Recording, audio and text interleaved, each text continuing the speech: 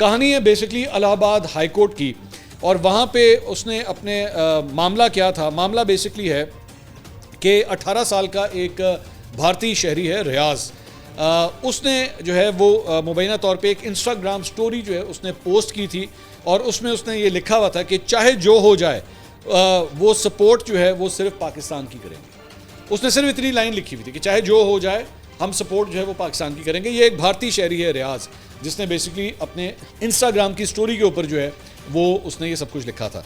तो वहाँ पे रियाज ये जो लड़का है उसके वकील ने वहाँ पे कोर्ट के अंदर दलाइल दिए। उसने कहा जी पोस्ट से मुल्क के वकार या खुद मुख्तारी को ठेस नहीं पहुँचती। उसने क्योंकि उसमें हिंदुस्तानी झंडा, ना ही मुल्क का नाम, ना ही कोई ऐसी तस्वीर है जिससे हिंदुस्तान की जो है कोई तौहीन हुई हो। इसके ऊपर बेसिकली इल्ज़ाम ये लगा दिया गया था कि जनाब हिंदुस्तान की खुद मुख्तारी, इत्तेहाद और सालमियत को ख़तरे में डालने की जो है वो कोशिश की गई है इस इंस्टाग्राम की स्टोरी को पोस्ट करके।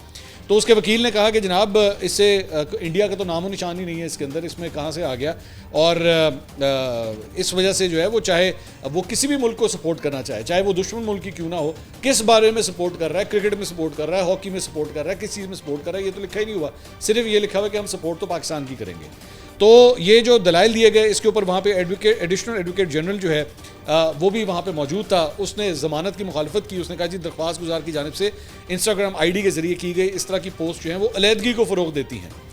तो फ़रीक़ैन के दलाइल सुनने के बाद अदालत ने जनाब ये फ़ैसला दिया कि रियाज ने ऐसी कोई पोस्ट नहीं की है जिससे भारत की बेइज्जती हो। अदालत ने कहा कि किसी भी वाक़े या भारत का नाम लिए बगैर महज पाकिस्तान की हिमायत करना बुनियादी तौर पर भारत की खुद मुख्तारी, इत्तेहाद और सालमियत को ख़तरे में डालने का जुर्म नहीं होगा। हाई कोर्ट ने यह भी वाज़ेह किया कि दफ़ा 152 एक नई शिक है जिसमें सख्त सज़ा दी गई है, इसलिए इसे एहतियात से लागू किया जाना चाहिए।